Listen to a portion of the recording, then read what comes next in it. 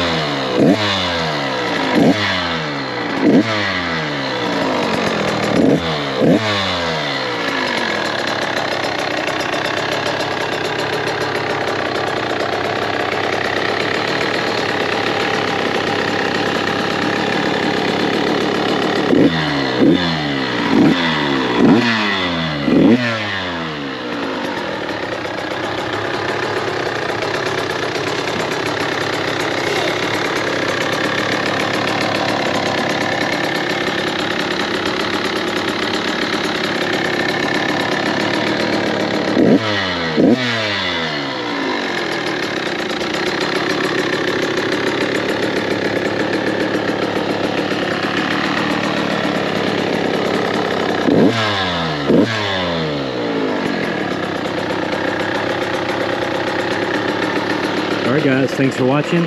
If you're interested in one of these, email sales@aomc.mx and they'll get you hooked up. See you in the next video.